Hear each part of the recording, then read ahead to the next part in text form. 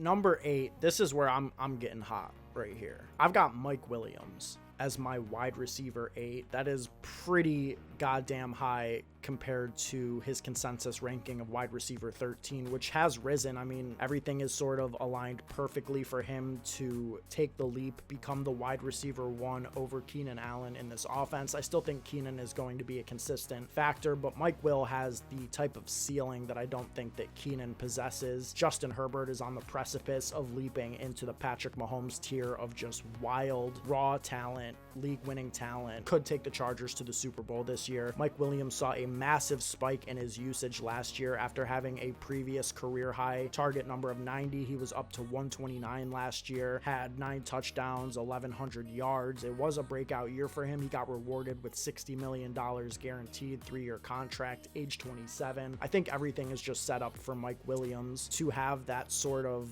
monster elevated year from his previous expectations, the same way that Cooper Kupp did. We saw it a year before Cooper Kupp happened, right? Where he started the first half of the year as an elite wide receiver and it dropped off in the second half. That's what we saw last year when Mike Williams was the wide receiver 3 in points per game over the first 6 games, right there putting up, similar points per game to guys like Adams and Deebo Samuel who had monster years. He just needs to be a little bit more consistent, and I think that, the coaching staff, Staley, he's a sharp coach. They're going to go back, look at Mike Williams, what he was doing at the beginning of the year, and try and figure out how to consistently give him that production, for the entirety of the season. All in on the Mike Will breakout. I could see him being a first-round pick next year. Am I too bullish on him?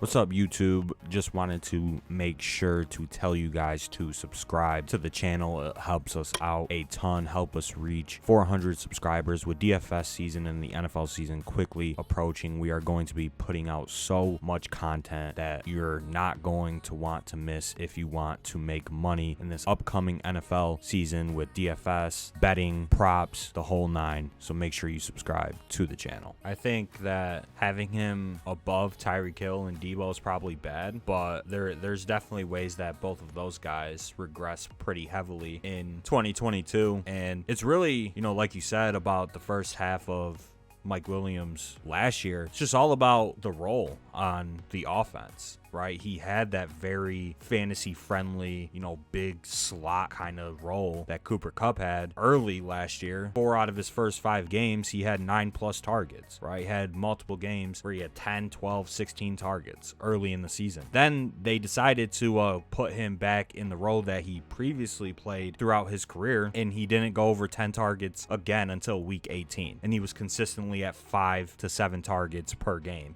from week 8 on. It's going to just be hard for him to get there if he plays in that same role, but the offensive environment is obviously one of the best in the NFL. The Chargers were 5th in pass rate last year. Justin Herbert, per Vegas odds, is the favorite to lead the NFL in passing yards and passing touchdowns. So I think that you just want any players attached to him, and Mike Williams obviously showed that last year he does have, league winning upside when put in that favorable role in that offense. It's just going to be hard to know off rip, or right now I should say, that will he have that role? That's really my question. And you believe that he will, and if he does, he's probably going to smash his ADP. He finished as a wide receiver 12 last year, even in that quote-unquote bad role, and he's going as the wide receiver 13 right now on Underdog. I think if he's in that more favorable role, especially with Keenan Allen kind of declining recently and he's getting up there, Mike Williams has the potential to be, a top 7, top 6 wide receiver when it's all said and done.